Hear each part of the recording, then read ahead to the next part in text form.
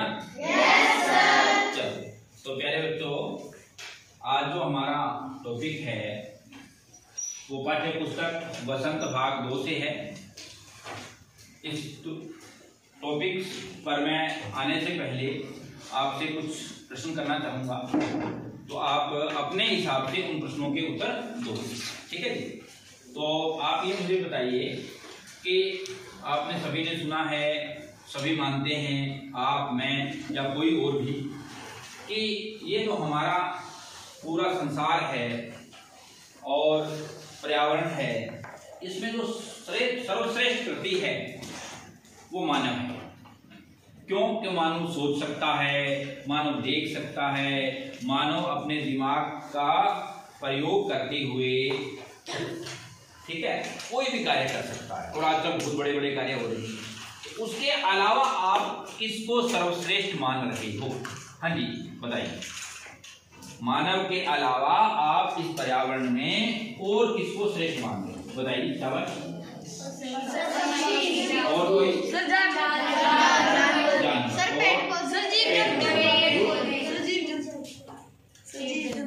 जीव जंतु। और शाबाश। और फूल नहीं प्यारे लगते?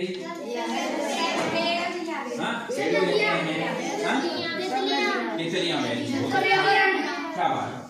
पर्यावरण में भिन्न भिन्न प्रकार की जो चीजें हैं उसमें आप बताना चाहते हो ये है, ये है, ये है, ये, ठीक है। आपने बहुत से नाम बताए, मैं उनमें से एक नाम लेता हूँ कि पक्षी लेता हूँ कि पक्षी आपको बहुत सुंदर लगते हैं। तो बच्चों ये बताओ कि पक्षी रहते कहाँ हैं?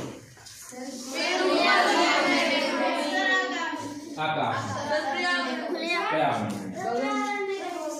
घोंसले। बहुत शाबाश। और आकाश सर पूरा पर्यावरण का घर है। हाँ, तो चलो बहुत से बच्चों ने अलग अलग अपना उत्तर दे रहे हैं। कुछ कह रहे हैं घोंसले में रहते हैं, कुछ बच्चे कह सकते हैं कि कठफोड़वा जो होता है ना वो लकड़ी में घर बनाकर रहता है ना। तो कुछ बच्चे ये कह सकते हैं कि भाई आकाश उनका घर है, कोई कह रहा पर्यावरण उनका घर है। तो मान लेते हैं कि भाई ये पर्यावरण जो है पूरा, क्योंकि बच्चों को तो आजाद हैं, खुले मन से घूम रहे हैं, तो उनको वो कहीं भी आप कह सकते हो वो उनका घर हो सकता है। तो अब जब ये बात आती है तो पक्षियों की बात आई हमारे मन में, तो पक्षी, आप ये बताना चाहोगे कि पक्षियों को क्या पसंद है?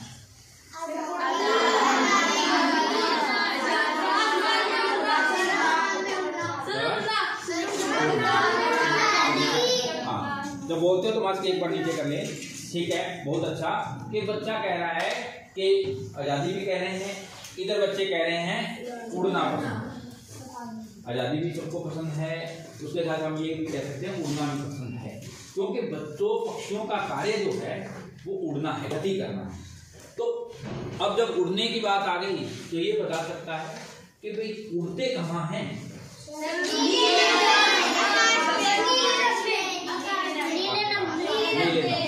बहुत शाबाश। आपने ये बताया कि पक्षी जो हैं वो उड़ना कहाँ जाते हैं? गगन में, व्योम में, ठीक है, आसमान में। बहुत अच्छा। तो अब ये कह सकते हैं आप कि आपने बताया कि पक्षी सर्वश्रेष्ठ अच्छे लगते हैं, सुंदर लगते हैं, वो आकाश में उड़ते हैं, उन्हें आजादी पसंद है। तो बच्चों आज का जो हमारा विषय है, हम पंछी तो यही जो आज का जो अध्याय है उसको हम पढ़ेंगे। और इस रचना को लिखा है कवि शिवमंगल सिंह। तो बच्चों प्यारे ध्यान से देखेंगे और ये आप बताना भी चाहोगे कि ये क्या चीज है?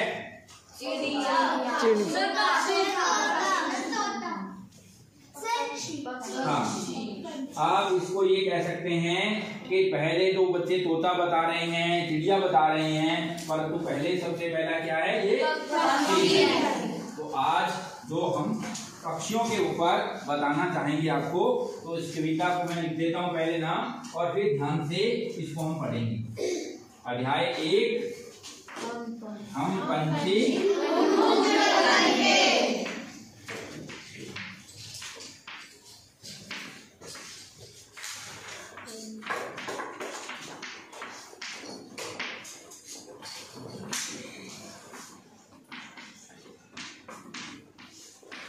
इसके कवि हैं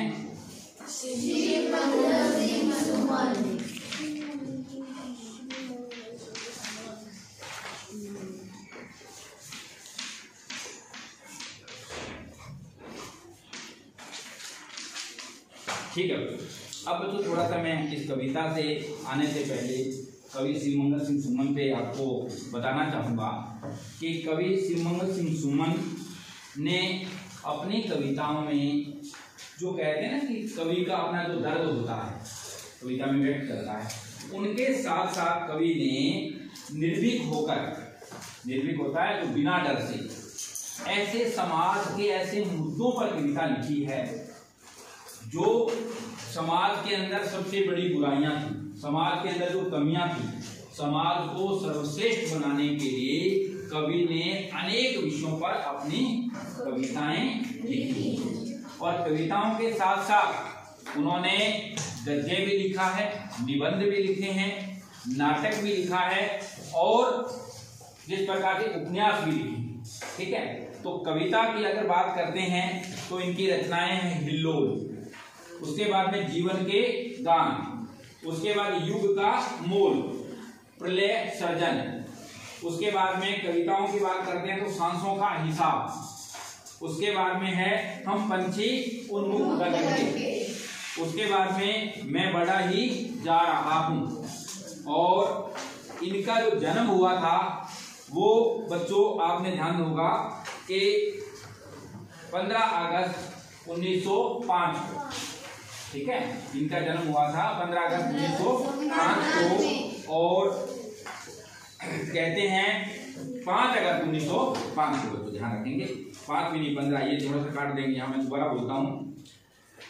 इनका जन्म 5 अगस्त 1915 को हुआ था और ये उत्तर प्रदेश के उन्नाव जिले में इनका जन्म हुआ था। और बच्चों क्या हुआ कि मृत्यु इनकी 27 नवंबर 2002 को हुई।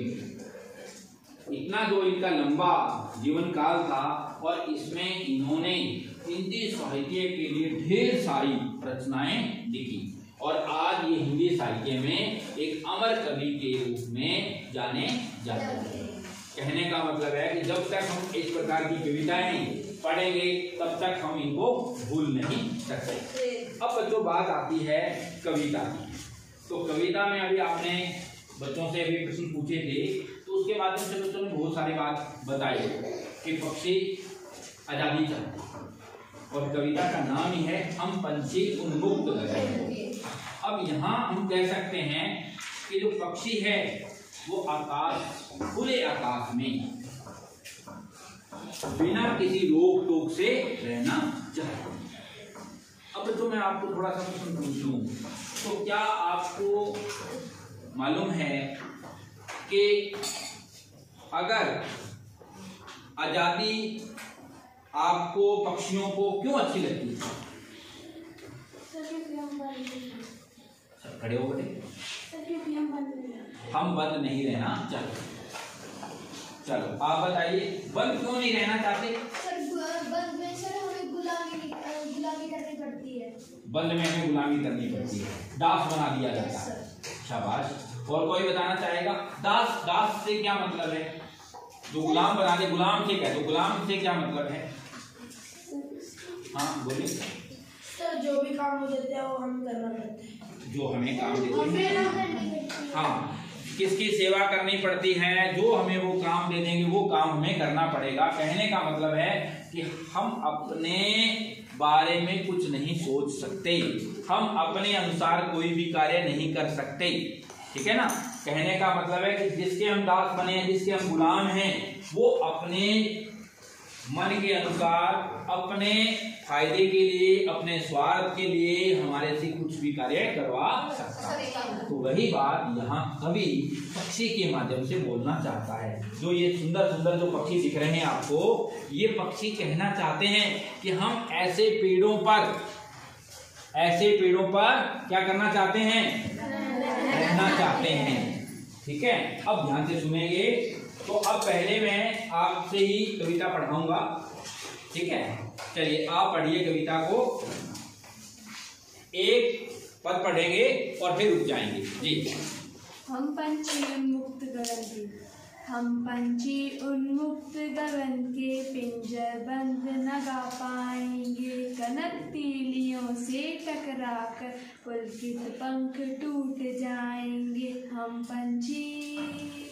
बहुत अच्छा, बहुत ही अच्छी तरह से इन्होंने कविता को बोलना शुरू किया कि हम पंछी उन्मुक्त गगन के।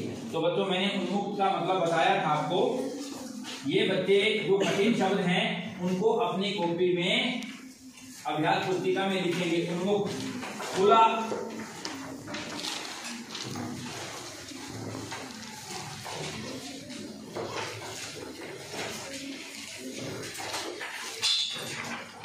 हाँ जी। उसके बाद में आया है उन्मुक्त गगन। यहाँ शब्द उन्मुक्त का मतलब खुला, ठीक है ना। गगन का मतलब आसमान, आसमान कह सकते हो, व्योम कह सकते हो, नभ कह सकते हो, ये पर्यायवाची हैं, ठीक है। और उसके बाद में आता है कनक तीलियों से टकराकर। जैसे बच्चों देखो, आपने ये एक पिंजरा देखा होगा, ठीक है। ये पिंजरा है और ये कहते हैं कि ये जो क्या है, कनक तीलियां। हाँ, ये तीलियां लगी हुई है जो इसके अंदर जो शाखाएं हैं, जैसे लोहे की लगाते हैं, सींखें देखिए ना धड़ू की, तो उसी प्रकार से ये पतली पतली सींखें हैं। तो ये कैसी हैं, कनक। कनक माने गेहूं भी है, और शाबाश सोना। क्या है, सोना। जैसे सोना के क्या बनते हैं, आभूषण बनते हैं ना। तो वही बात ये कहता है कि कनक तीलियों से, ये तीलियां हैं, ठीक है, जिन्हें सींखें बोल सकते हैं, शाखाएं बोल सकते हैं। तो ये कहते हैं कि ये तीलियां हैं, किसकी हैं, सोने की। उसके बाद में कहता है कनक तीलियों से टकराकर पुलकित। पुलकित माने कोमल। क्या है, कोमल। इसका मतलब क्या है कि पक्षियों के पंख कोमल कोमल हैं।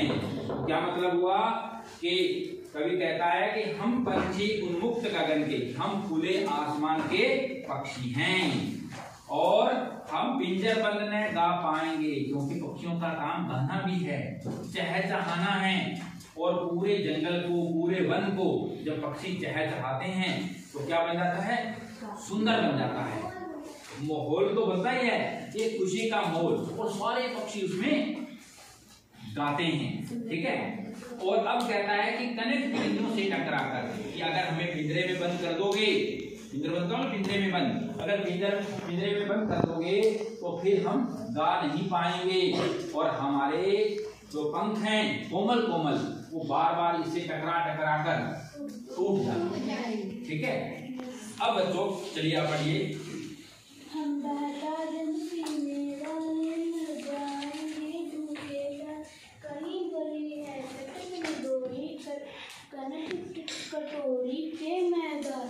हाँ, हम बहता जल पीने वाले मर जाएंगे भूखे प्यासे। वो कहता है कि हम तो बहता जल पीने वाले हैं। जिस प्रकार से नदी आपने देखी है, नदियों का पानी पीते हैं, समुद्र का पानी पीते हैं पक्षी, तो वो कहता है कि हम कैसे हैं, हम बहता जल पीने वाले हैं। और अगर आप हमें बंद कर दोगे तो फिर क्या होगा, कहीं भली है कटुक भूख, मर जाएंगे भूखे प्यासे। अगर बंद कर दोगे तो भूखे प्यासे मर जाएंगे, क्योंकि हम कुछ खाएंगे नहीं, कुछ पिएंगे नहीं। और फिर वो कहता है कि कहीं भली है कटुक निमोरी, कि एक नीम का वृक्ष है, और नीम के वृक्ष के आपने देखा कि जो उनके फल लगते हैं छोटे छोटे, आपने देखा होगा एक शाखा होती है, और शाखा के इस प्रकार से जो छोटे छोटे फल होते हैं, देखे आपने, निमोली बोलते हैं जिसको, नीम की निमोली। हाँ, तो शाबाश। तो अब वो कहता है कि अगर हमें कहीं भली है कटुक निमोली, कटुक माने कड़वे,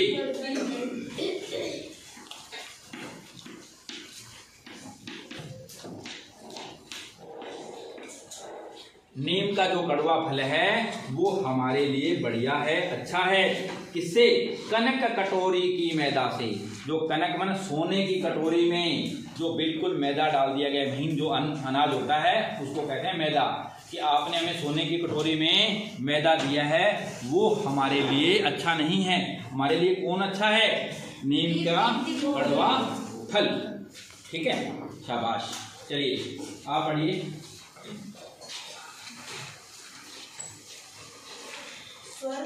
स्वर्ण श्रृंखला के बंधन में अपनी गति उड़ान सब भूले, बस सपनों में देख रहे हैं तरु की फुनगी पर के झूले। शाबाश। स्वर्ण, स्वर्ण माने क्या होता है? स्वर्ण माने सोना। देखो आज सोने का नाम बहुत खूब आ रहा है बार बार। हाँ, तो कहते हैं श्रृंखला। कि जो अभी आपको ये टीलियां दिखाई उसी प्रकार से वो कहता है कि स्वर्ण श्रृंखला के बंधन में, कि उन सोने की श्रृंखला में टीलियों में हमें बंद कर दोगे तो अपनी गति उड़ान सब भूले। कि जो पक्षियों का कार्य है गति करना वो भूल जाएंगे, और क्या हो जाएगा? उड़ना भी भूल जाएंगे। फिर वो क्या कहता है कि बस सपनों में देख रहे हैं तरु की फुनगी पर के झूले। बस हमें तो जो पहले जब हम छोटे थे तो पहले जब तक हम पिंजरे में बंद नहीं थे तब तक जब हम उड़ते थे, घूमते थे, आकाश में जाते थे, वही उन्हीं के सपने आएंगे। उन चीजों के बारे में हम सोचते रहेंगे और कि हम पेड़ों के ऊपर झूलते थे, डालियों पर झूलते थे। तरु तरु बना होता है पेड़।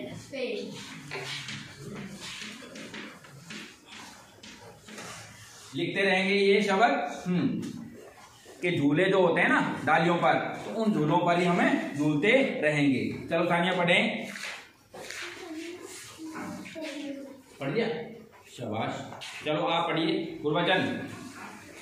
ऐसे थे अरमान की उड़ते नीले नभ की सीमा पाने, लाल किरण सी चोंच खोल उड़ते नाच के दाने। हाँ देखो, ऐसे थे अरमान की उड़ते। अरमान क्या हुआ? ऐसे थे अरमान। अरमान जो है उनकी इच्छाएं, ठीक है, आकांक्षाएं, कि हमारे कैसी इच्छा थी कि ये अरमान थे कि नीले नभ की सीमा पाने। नीला आकाश, आसमान को नीला कहते हैं। नभ माने आसमान, बताया था मैंने अभी। तो नीला जो आसमान है उसके ऊपर वो कहता है कि नीले नभ की सीमा पाने, कि हमारे अनुमान थे कि हम आसमान में उड़ें और क्या करें? लाल किरण सी चोंच खोल, लाल किरण सी चोंच खोल चुगते तारक अनार के दाने। इसका मतलब है कि जो पक्षियों की चोंच देखी होगी आपने, वो कहते हैं कि जो सूरज की किरणें हैं उसके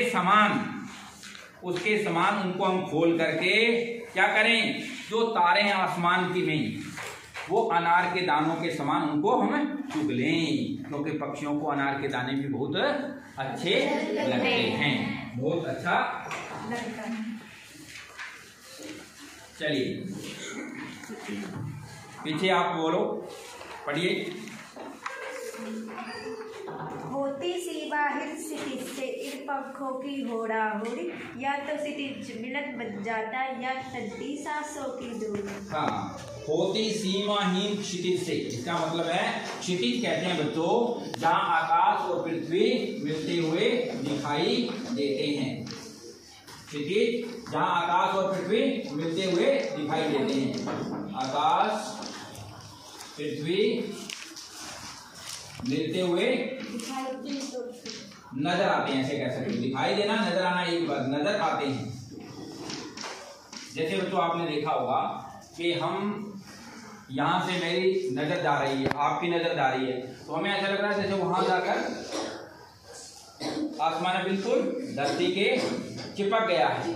चलिए, और फिर हम वहां से वहां तक जाएंगे तो फिर आगे जाकर देखते हैं, वहां भी हमें ऐसा लगता है कि जैसे और एक और आगे है, ठीक है ना। फिर वहां पहुंचते हैं तो और आगे है। तो इसका मतलब है कि कोई किनारा हमें मिलता नहीं है। तो पक्षी भी वही कहते हैं कि होती सीमाहीन क्षितिज से, सीमाहीन क्षितिज से जिसका कोई किनारा नहीं है। सीमा खत्महीन का मतलब सीमा खत्म नहीं होती।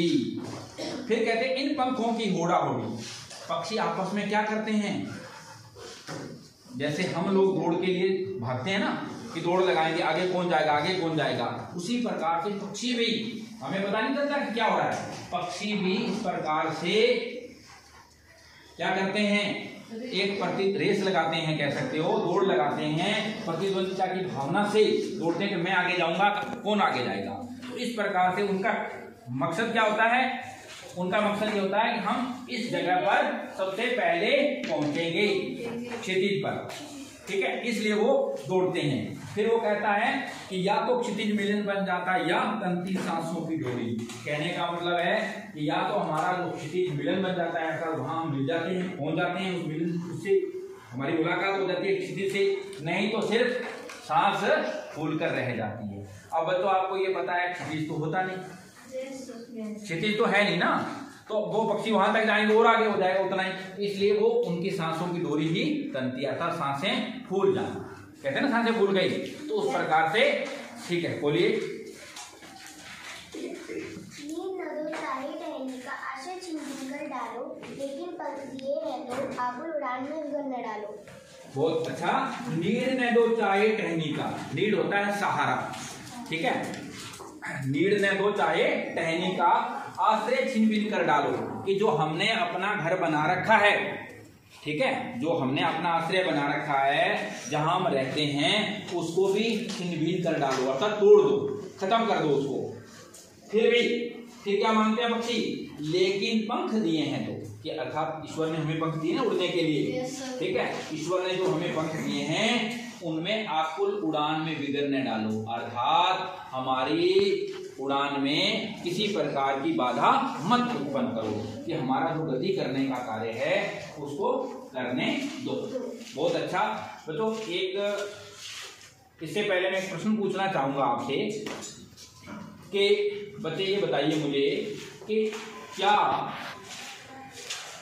हमें जो सुख सुविधाएं मिल रही हैं और अगर उनकी और डबल कर दो, जो चाहते हो आप, कि आपको एक आलीशान कमरा हो, उसके अंदर बहुत बड़ा टीवी लगा हो, इतना बड़ा टीवी लगा है, ठीक है, और सब सुविधाएं हैं, नेट है, मोबाइल है, कुछ बातें करो, मजे से कुछ भी देखो, तो क्या आपको अच्छा लगेगा? वहां रहना पसंद करोगे? बटन से ही खाना आ जाएगा? वही तो कहो, क्या बात है, क्यों? बोलिए शाबाश।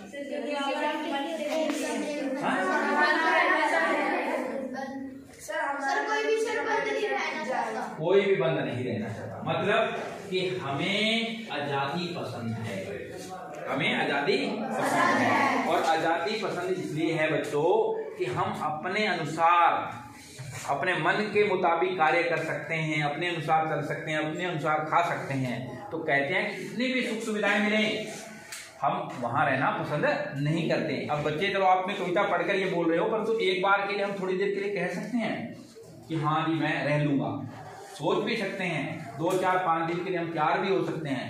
बच्चों, जब हमें 24 घंटे अंदर रखा जाएगा तो हम, ऐसा है कि शायद ही हम 24 घंटे के बाद में रह सकते। बोलिए बच्चों।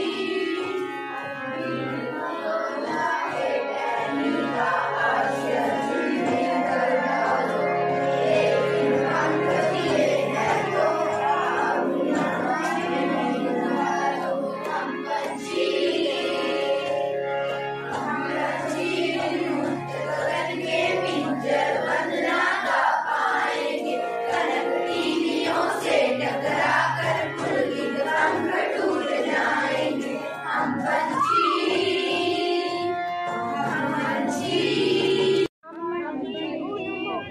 गगन के पिंजर बंद ना गा पाएंगे। कनकतीलियों से टकरा कर पुलकित पंख टूट जाएंगे। हम पंछी मुक्त गगन के पिंजर बंद ना गा पाएंगे। कनकतीलियों से टकरा कर पुलकित पंख टूट जाएंगे। हम पंछी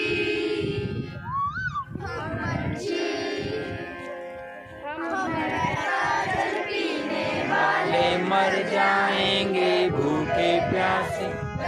गली है कनक निहोरी कनक कटोरी की मैदान से। हम पंछी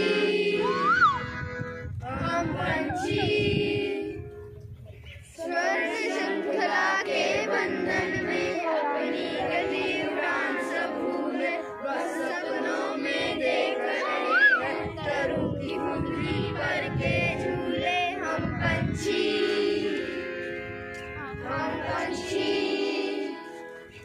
ऐसे अरमान की उड़ते नीले नभरी सीमा पाने। लाल किरण सी चोंच खोल चले तारकना के दाने। हम पंछी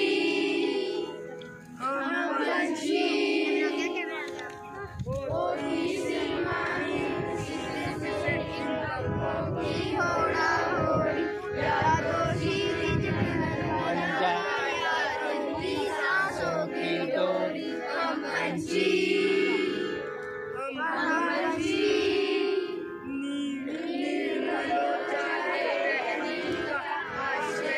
बिन कर डालो लेकिन पंख दिए हैं तो उड़ान में विघ्न न डालो। हम पंछी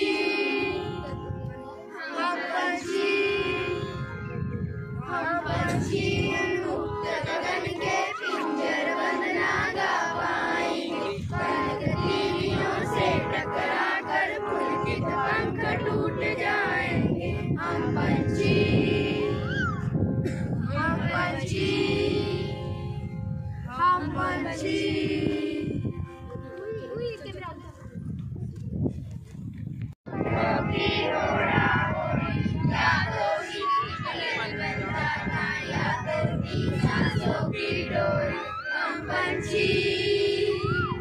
हम पंछी नींद न दो चाहे देखने का आश्रय छिपी कर डालो। लेकिन पंख दिए हैं तो उड़ान में विघ्न न डालो। हम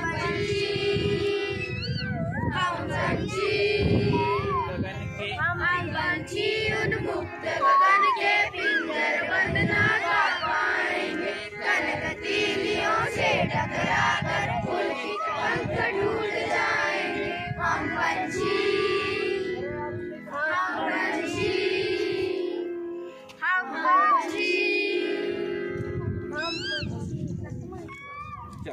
उस कविता को और आनंदित बनाने के लिए हम मैदान में आए और मैदान में आकर हमने इस कविता में एक खेल को जोड़ा है। जिस प्रकार से अभी आप में से 5 बच्चे पक्षी बनकर क्या दिखा रहे हैं कि जिस प्रकार से पक्षियों की कविता में आया है कि होड़ा होड़ी, पक्षियों की क्या होती है? होड़ा होड़ी, कि कौन पक्षी क्षितिज को छूता है। क्षितिज क्या बताया है कि जहां आकाश और पृथ्वी मिलते हुए दिखाई देते हैं। तो ये पक्षी बनकर विद्यार्थी भागेंगे और इनमें से कौन जाता है जो क्षितिज दिखाया गया है। जो सामने 2 बच्चे खड़े हैं वो क्षितिज है, उसको कौन पहले छूता है। तो एक खेल के माध्यम से इस कविता को पढ़ने जा रहे हैं। ध्यान से देखेंगे तो अभी एक साथ बच्चों को कहा जाएगा और बच्चे तुरंत आगे कौन भाग रहा है ध्यान से एक लाइन के साथ एकदम एक साथ बच्चे भागेंगे। चलिए 1 2 3।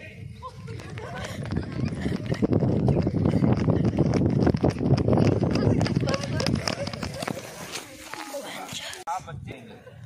तो अभी ध्यान से 1 2 3।